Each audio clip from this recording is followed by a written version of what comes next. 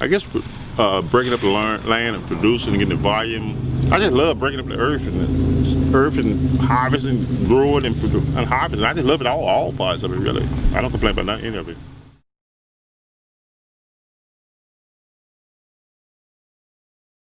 Farm to school is a pretty broad term. Anything from bringing local farm product onto your cafeteria menus to working with kids to really understand and appreciate local farms, to growing gardens in schools and eating some of that with the students.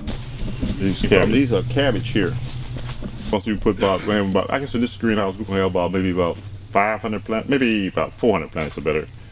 And we're gonna sell them all to the school.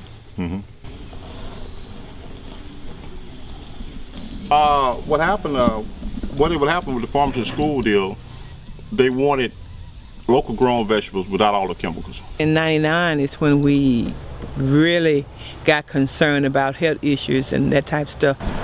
We realized that the change in the paradigm of our health issues had to relate to food. I did a lot of research and reading while I was working on my master's degree, and I found that a lot of the foods that was coming off farms had less toxins and waste material in it. It was better for our bodies. So I wanted to kind of incorporate better food, better quality of food within our school system so our kids can have a better quality of life. Have you used farm to school products in this kitchen? Oh yes, yes. We use farm to school products all the time in this kitchen right here. And all our cafeterias in this school district. Well, I was the State Department. The State Department was, like we was getting farm to school products, that DOD purchasing that. And so I said, well, let me look off into this and see what this is all about. And we started purchasing from two of the local farmers. And now, like I said, we just love it. They deliver their sweet potatoes, they deliver their watermelons and their other products. And they are good. They are really good.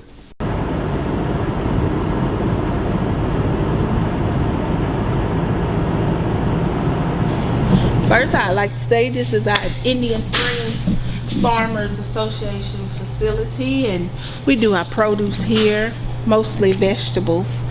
And we have our co-op members and farmers come in and we bring the produce here.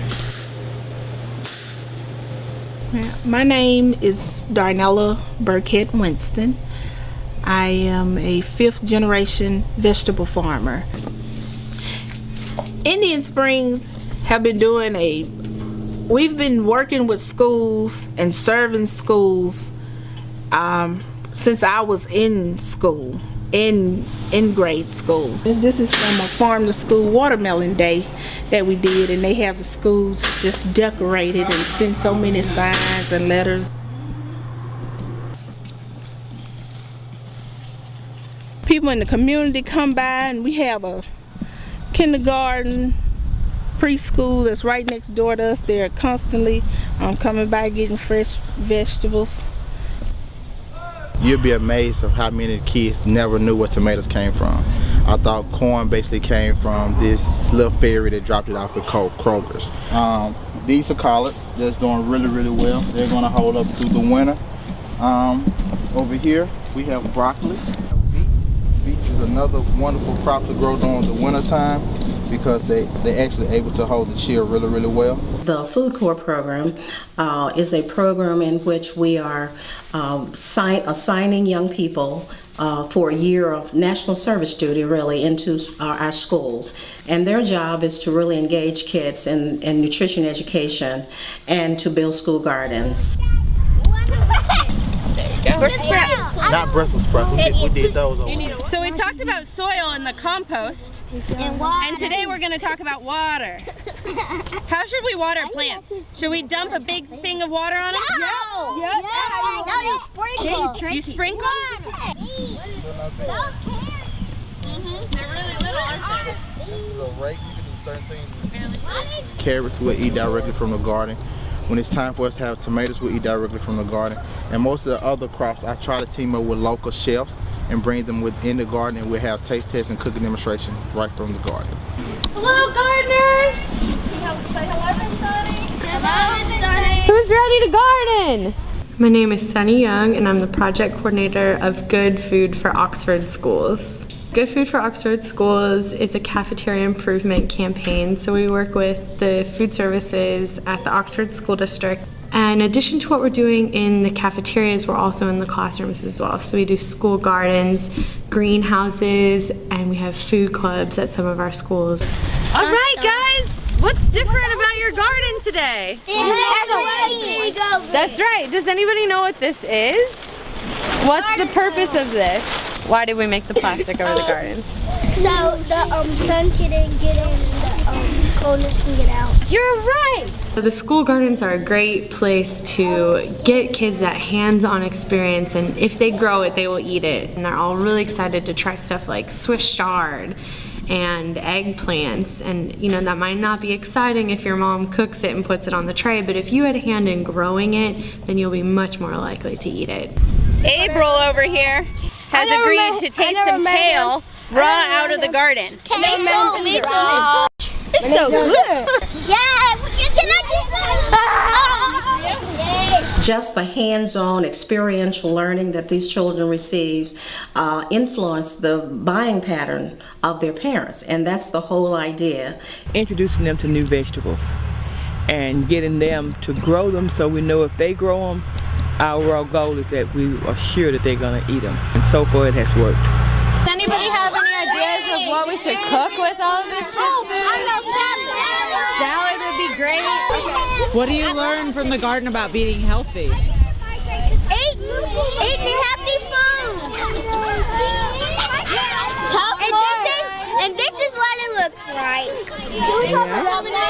So we're getting kids the hands-on experience to start learning about what it means to farm and to recognize the what goes into growing foods. Two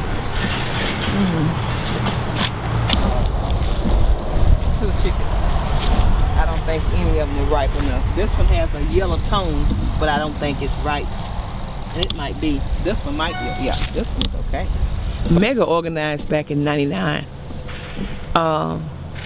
And it was just a group of growers that got together trying to pool resources to grow sustainably, and not just that, but just to have fruits and vegetables to be grown in our community. Right now it might look like a storage house, but we're working on building the grounds and getting the grounds where we want them. Work with some of the schools with the school gardens, and the youth that works here with us, we're using them as like mentors or the lead team leaders when they're dealing with the gardens that's in the school. As you can see, and I'm gonna walk over here by the sign. That'd be great, right? The Garden of Hope was named by one of our 5th grade students, and he named the Garden of Hope because, you know, through it all, and whatever we go through, we still have hope.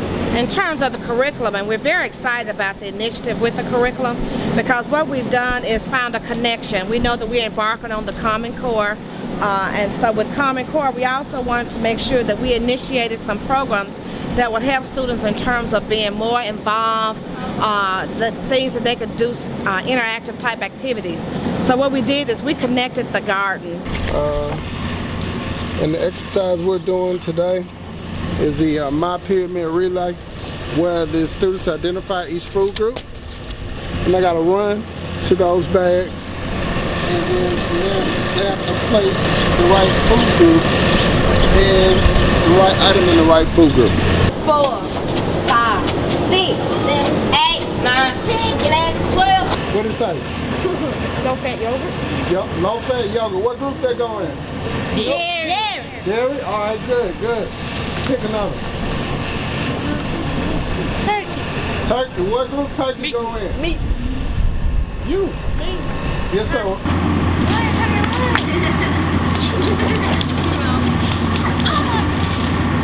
right.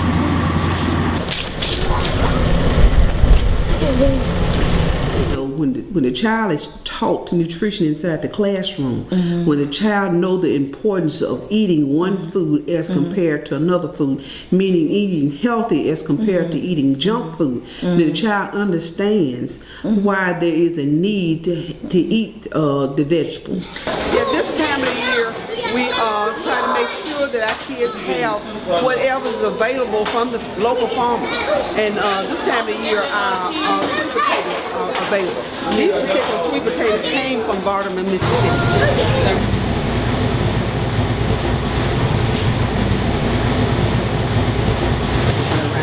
Came from Barterman, Mississippi.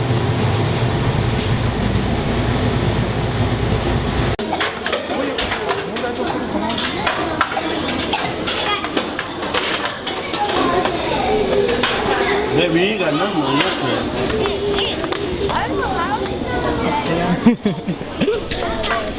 Do you like sweet potatoes? Yes. How do they taste today? Good.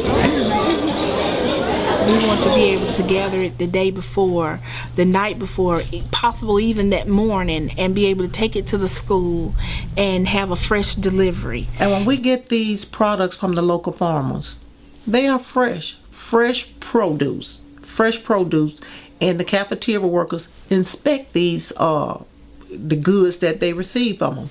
And the farmers that I deal with, I go out to the farm, I've seen their farm, I've seen their products, I've talked to other people that have bought their products. So we feel confident, we take every measure to feel confident that the food that we're buying from our farmers are safe. Yeah, you know, when you get the food from the local grown, when it's grown from the ground, that locally grown. Yeah, it tastes better. It tastes better than if you buy from a company. The quality that these local farmers, the food that we receive from them, the quality is high. No, I call him Big Head. That's Sheba. This location is, our group is called the Alliance, and this is a 50-acre demonstration farm where we're focused on growing sustainably, growing organically, helping other farmers and gardeners, producers to grow that way. So we got kale here, giant Swiss chard up there, another section of kale, and mixed chard farther up. Farm to school was really surprising because we started producing in our first year in 2012. We really expected 2-3 years before we'd be able to sell to an institution or sell to schools. And luckily we got a connection to 2 high schools up in the Delta, and we supplied them with watermelons and 1 or 2 other crops, and they loved it. Just being able to do a direct sale to the school, and we benefit of just saying a grandchild or a niece, a nephew come home and say, we had fresh carrots today and they came from Indian Springs Farms Association. The largest benefit of Farm to School is definitely getting the kids to eat more local farm products so that we start supporting our local farm economy and getting kids to understand the importance of knowing where your food comes from and supporting your area farmers. It's good to support local farmers. And in that way, when you support the local farmers, you get more fresh fruit and vegetable grown locally. I would say to farmers, I would say there's a tremendous opportunity in pursuing that market. And to schools, I would simply say, find ways to allow local farmers to sell in their local communities, because it builds a community. There's so many wins there for the schools, for the kids, for the community, for those farmers. My voice and several other voices throughout the Mississippi Delta that are talking to farmers and letting them know that we want your food, we want you to grow food for our kids. We want fresh food. We want food that is wholesome, that could increase the quality of our kids' life for their future. We want that kind of food coming into our cafeteria.